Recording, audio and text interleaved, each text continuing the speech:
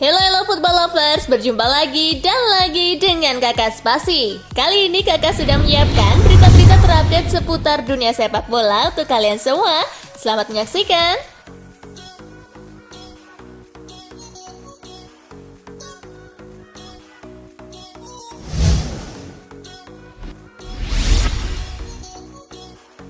Di telepon Xavi, Frank Kessie semakin yakin ke Barcelona. Frank Kessie diminati oleh klub-klub Liga Inggris. Satu raksasa Liga Spanyol juga meliriknya, yakni Barcelona. Kabar terbaru, pelatih Barcelona Xavi Hernandez turun tangan langsung dalam perburuan Frank Kessie. Xavi sampai menelepon langsung. Itulah yang membuat Kessie semakin yakin bergabung ke Camp Nou. Ditambah Barcelona kini mulai menunjukkan tanda-tanda kebangkitan karena lagi naik peringkat terus di Liga Spanyol.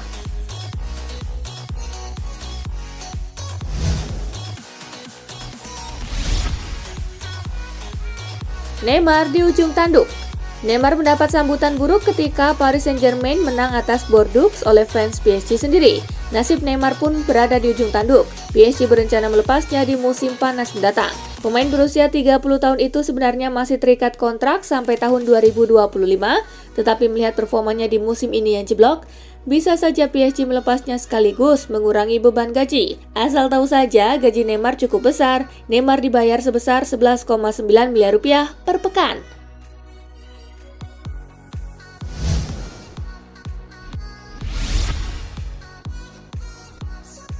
Pujian dari fans tak akan bikin Mbappe bertahan di PSG.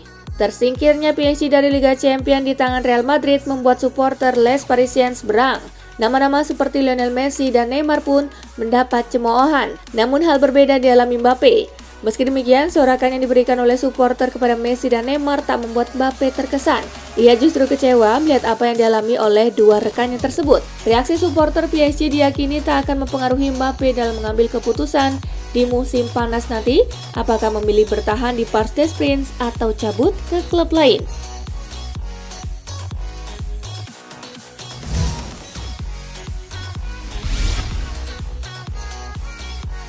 Christian Eriksen kembali dipanggil timnas Denmark. Christian Eriksen kembali ke timnas Denmark. Nama gelandang Brentford itu masuk dalam skuad yang disiapkan pelatih Kasper Hjulmand untuk jeda internasional akhir bulan ini. Pengumuman itu disampaikan Selasa 15 Maret 2022. Denmark dijadwalkan menghadapi Belanda di Amsterdam pada 26 Maret dan menjamu Serbia di Copenhagen 3 hari berselang. Keduanya berstatus laga persahabatan.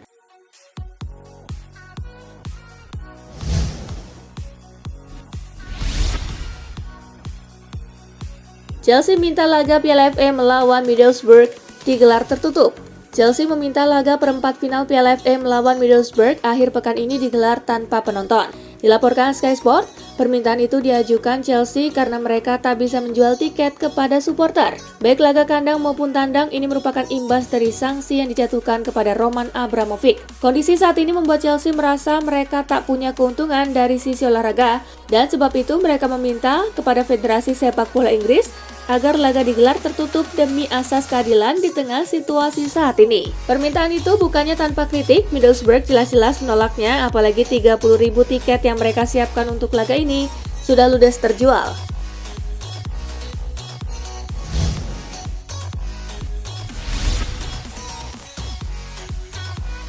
Lille versus Chelsea, Kai Havertz siap rogoh kocek sendiri buat transport.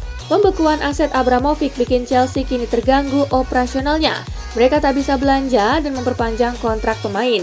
Bahkan ongkos untuk pertandingan pun dipangkas dengan biaya transportasi laga tandang dibatasi hanya 20.000 pound sterling. Itu membuat Chelsea mesti memutar otak untuk partai tandang leg kedua 16 besar Liga Champions ke Lille. Manajer Chelsea Thomas Tuchel menyebut dia siap kalau harus menyetir sendiri dan membawa para pemainnya ke Prancis. Sementara Kai Havertz malah siap menggunakan duit pribadi untuk ke pertandingan.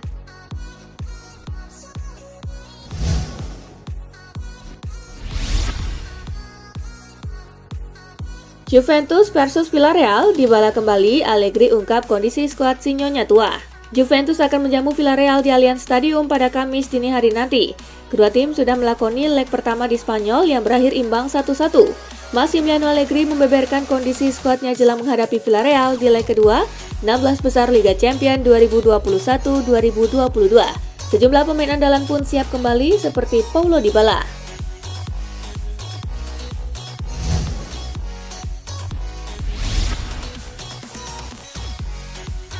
Hasil Liga Champions, Benfica ke perempat final usai singkirkan Ajax.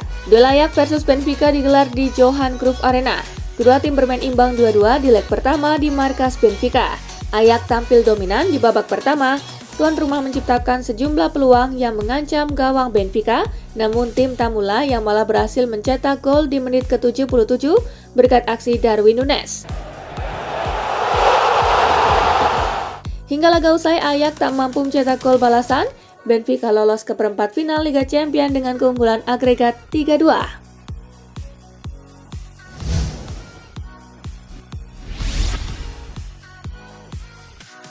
MU versus Atletico, kalah, setan merah tersingkir dari Liga Champions.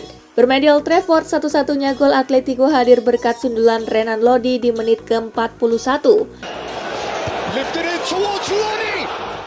MU coba mencari gol di babak kedua, namun segala upaya mereka kandas. Dengan hasil ini selesai sudah perjalanan Cristiano Ronaldo dan kawan-kawan di Liga Champions musim ini. Atletico melaju ke fase 8 besar dan akan menanti calon lawan mereka pada undian yang digelar Jumat 18 Maret mendatang.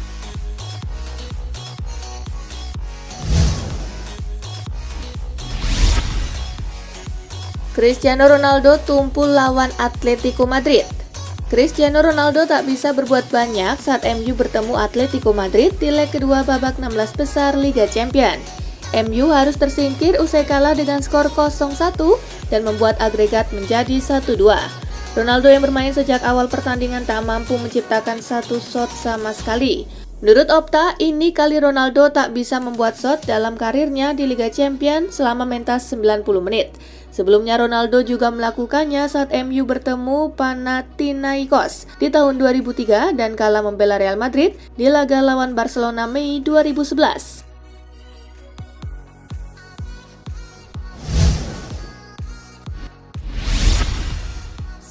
Emosi berat, Cristiano Ronaldo kejar dan teriaki wasit. Emosi Cristiano Ronaldo tak terbendung ketika Manchester United menelan kekalahan dari Atletico Madrid. Emosi Ronaldo dipicu oleh insiden pada menit ke-40. Wonderkid United Anthony Elanga dijatuhkan oleh bek Atletico ketika hendak melancarkan serangan. Wasit pertandingan, Slavko Vincic, tidak menganggap peristiwa tersebut sebagai pelanggaran sehingga membuat Ronaldo geram. CR7 lantas mengejar sang pengadil lapangan yang sudah berlari membelakanginya.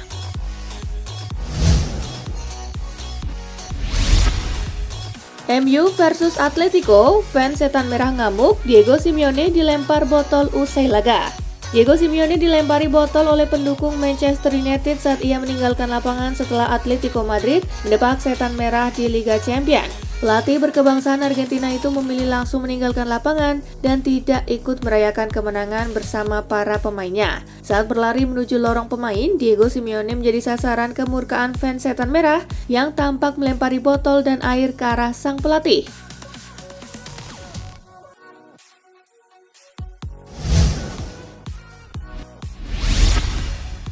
Tersisih dari Liga Champions, MU terancam 5 tahun puasa gelar. Manchester United tersingkir di ajang Liga Champions musim 2021-2022. Kekalahan ini memastikan MU terancam tak akan mendapatkan gelar apa-apa musim ini. Mereka sudah tersingkir di Piala FA dan sangat kecil kemungkinan untuk meraih juara Liga Inggris.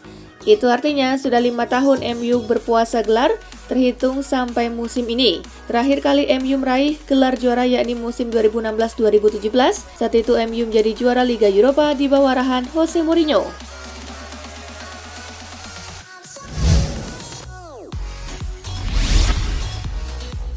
Harry Maguire pemain Inggris paling tak bahagia. Para peneliti di Thundergiant menobatkan kapten Manchester United Harry Maguire sebagai pesepak bola paling menyedihkan di Inggris menurut studi terbaru mereka. Maguire mengalami musim yang sulit dengan 2 cederanya mengganggu penampilannya dan menyebabkan beberapa pertandingan tampil buruk. Dan para peneliti tersebut menggunakan analisis pengenalan emosi kecerdasan buatan untuk menganalisis postingan Instagram pesepak bola. Mereka ingin melihat pemain mana yang menunjukkan emosi paling bahagia dan paling sedih selama kampanye musim ini. Dan hasilnya Maguire keluar sebagai pemain dengan tingkat kebahagiaan terbawah. Maguire mencatatkan skor 23,4 dari 100 atau minus 43,9%, lebih rendah dari tingkat kebahagiaan rata-rata pesepak bola.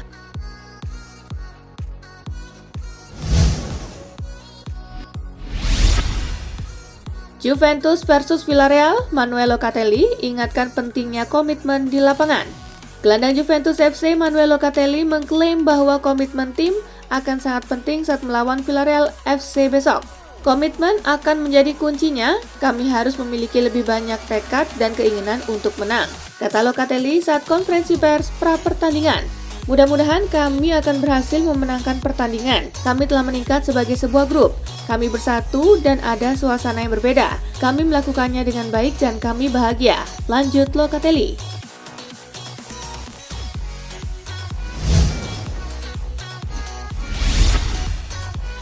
PSG siapkan 1 triliun rupiah untuk Rafael Leao serta pertimbangkan Massimiliano Allegri dan Antonio Conte. Menurut laporan di Italia, Paris Saint-Germain siap menawarkan 70 juta euro atau sekitar 1 triliun rupiah untuk bintang AC Milan, Rafael Leao, serta mempertimbangkan Massimiliano Allegri dan Antonio Conte untuk menggantikan Mauricio Pochettino. Mantan klub Leao, LOSC Lille, memiliki klausul 15% pada setiap penjualan di masa depan. Itu juga menjadi salah satu alasan mengapa Rossoneri tidak akan menerima tawaran PSG. Masa depan Mauricio Pochettino juga diragukan setelah tersingkir di Liga Champions pekan lalu di tangan Real Madrid. Meskipun Zinedine Zidane adalah kandidat utama untuk mengambil alih Parc des Princes musim depan, Allegri menjadi opsi lain untuk PSG bersama dengan Antonio Conte, Simone Inzaghi, dan bahkan pelatih Spezia Thiago Motta yang merupakan mantan gelandang PSG.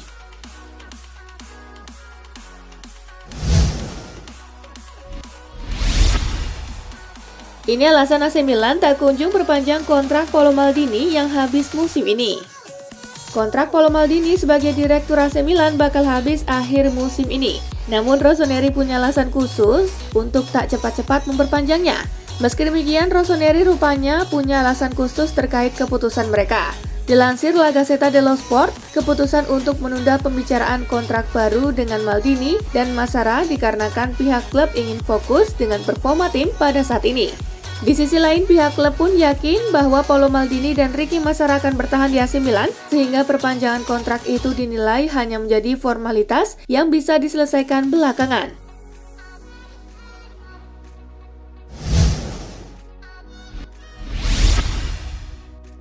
AC resmi jadi es krim Piala Dunia 2022. Satu di antara produsen es krim prakemas terkemuka di Asia Tenggara, AC, bersama FIFA, mengumumkan telah menjalin kerjasama untuk Piala Dunia 2022 Qatar. CEO AC Group, Jack Wang, menyatakan kesempatan ini merupakan bentuk komitmen mereka mendukung olahraga kelas dunia. Perkenalan AC sebagai es krim resmi Piala Dunia Qatar 2022 juga dihadiri Deputi Pembudayaan Olahraga Kemenpora, Raden Isnanta. Wang pun berharap kerjasama tersebut bisa terus terjalin. Momen AC menjadi official di Piala Dunia Qatar 2022, kata Raden Isnanta, diharapkan mampu membawa dampak positif bagi Indonesia. Apalagi tahun depan bakal menjadi tuan rumah Piala Dunia U20.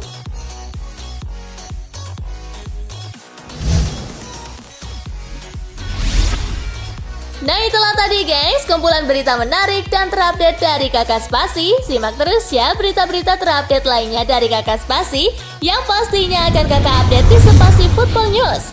Tapi jangan ditinggalin ya channel Spasinya, karena Kakak akan update juga tentang fakta-fakta menarik seputar sepak bola dunia. Dan jangan lupa untuk terus di like, comment, share, dan juga subscribe ya. See you guys!